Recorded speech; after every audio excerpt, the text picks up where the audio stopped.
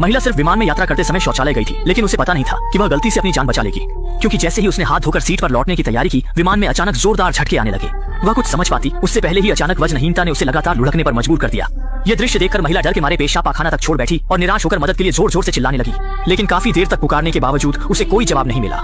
जल्द ही वह टकराने के कारण बेहोश हो गई। जब उसने फिर से आंखें खोली तो चारों ओर की शांति उसे डरावनी लगी। इस समय उसे सिर में दर्द महसूस हुआ, इसलिए उसने जल्दी से एक माचिस जलाकर आईने में देखा। तभी उसने देखा कि उसके माथे से लगातार खून बह रहा है, लेकिन इस समय वह अपनी चोट की परवाह नहीं कर सकती थी। सबसे जरूरी था यह समझना कि क्या हुआ था। लेकिन जैसे ही उसने बड़ी मुश्किल से दरवाजा खोला, सामने का दृश्य देखकर वह स्तब्ध रह गया। उसने देखा कि विमान एक बर्फीली पहाड़ी पर गिर गया था। विशाल विमान का ढांचा बिखर चुका था और चारों ओर मृत शरीर पड़े थे। यह दृश्य देखकर वह बेहद निराश हो गया। साफ था कि वह विमान दुर्घटना का शिकार हो गया था। इस बर्फीली पहाड़ी की चोटी पर अत्यधिक ठंड के कारण मजबूरी में उसने मृत शरीरों से जैकेट उतार कर पहन ली और फिर अन्य जीवित बचे लोगों की तलाश शुरू कर दी।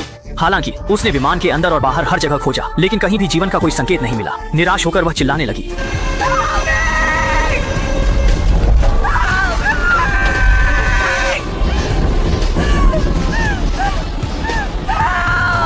ठीक उसी समय जब वह गहरे ज्वेवंग में डूबी थी, पास ही से एक आदमी की आवाज आई। उसने आवाज की दिशा में जाकर देखा तो पाया कि विमान के मलबे के नीचे एक जीवित आदमी दबा हुआ था। उसने तुरंत उसे बचा लिया। यहाँ जिंदा जमकर मरने से बचने के लिए दोनों तुरंत विमान के केबिन में छिप गए, लेकिन यहाँ चारों ओर से हवा आ रही थी जो ठंड और बारिश से बचने में कोई मदद नहीं कर रही थी। मजबूरी में उन्होंने गर्म रखने वाले सामान की तलाश शुरू कर दी। फिर दोनों तंग शौचालय में छिप गए। अब सिर्फ यही जगह है जो बचाव कर सकती है। भीषण बर्फीला तूफान। इस समय दोनों ठंड से कांप रहे थे, इसलिए उन्होंने लिंग का भेद भूलकर सीधे कंबल ओढ़ लिया और एक दूसरे को गले लगाकर गर्मी लेने लगे।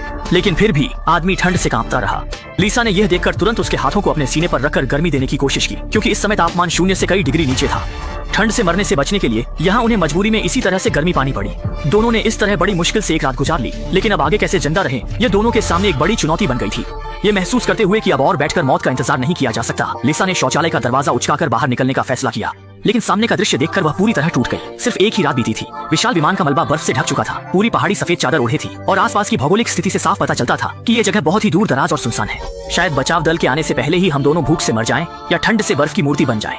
यह सोचकर लिसा गहरी निराशा में डूब गई। उसे जीवन से कोई लगाव नहीं रहा और उसने सारी उम्मीदें छोड़ दी।